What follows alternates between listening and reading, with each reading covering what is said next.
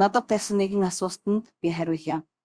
Надаас нэг хүн Бурхны дайснууд гэж хэнийг хийх вэ гэж асуусан юм. Тэр хүн надтай холбогдсон өөрөө Египшидийн нөлөөнд өртөж түүнээс болж зовж шансан тухайга захианд аваалцсан юм. Тэрээр түүний гэр бүл нь Египшидийн зан үйл үлддэг байсныг мөн өөрөө гэр бүл дотроо эдгээр зан үеийн зохиос болсноо бичсэн юм.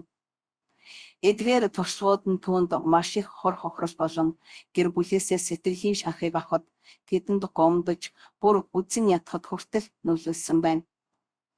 Гэвч тэр хүн Бурхны замыг түүний үгийг олж одоо үзэн ядалт гомдлоо орхих цаг ирсэн гэж бичсэн юм.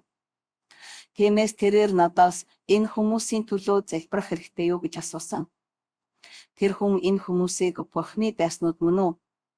Бид Бурхны дайснуудын төлөө залбирах хэрэгтэй юу гэж асуусан. Үүнийг та бүхэнд тайлбарлая. Египшидийг үйлддэг хүмүүс бол Бурхны замыг мэддэггүй хүмүүс юм. Тэд авралт хүргэдэг төгс зам байдаг гэдгийг мэддэггүй.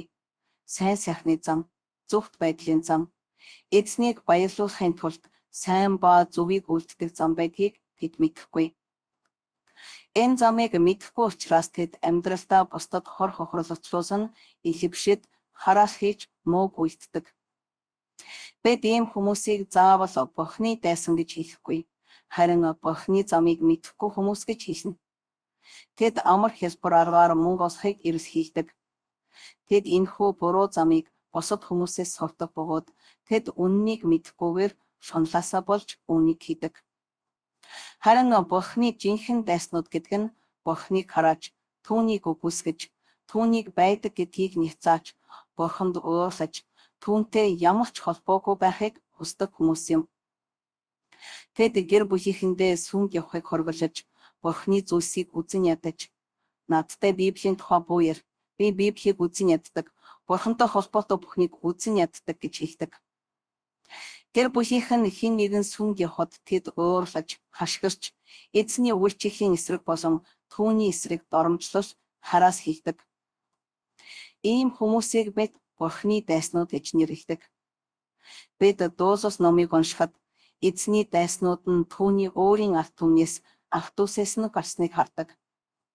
Тэд түүнд итгээгүй, түүнээс эргэж, түүнд хор хүргэж, алхахыг ромчуудад тушаасан. Ингэснээр тэд Бурхны дайснууд болсон.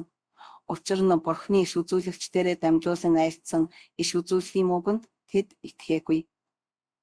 Итгэхийн оронд тэд уурлаж, эзний эсрэг болсон. Тэд бол Бурхны дайснууд юм. Тэдний төлөө залбирах хэрэгтэй юу гэсэн асуултын хариуд би тэгэх хэрэггүй гэж бодож байна.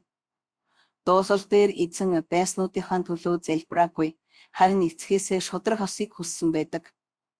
Тэрээр Бурхны зөв шудрагшуулт тэдэн дээр байхыг гуйсан. Учир нь тэд бол хором муу хүмүүс. Ийм хүмүүсийг эзэн өмгөөлөөгүй, харин шудрагас зэмлэхийг Бурхнаас хүссэн байдаг. Энэ тайлбар нь уг асуултыг тавьсан хүнд тусалсан гэж найдаж байна. Мөн Библийг ясангуяа Дуусус номыг уншихыг та бүхэнд зөвлөе. Учир нь энэ номонд маш их сургаал бий. Бүх алдарсуу магтаал нь Бурхан эзэнд маань байд. Бурхан эзэндээ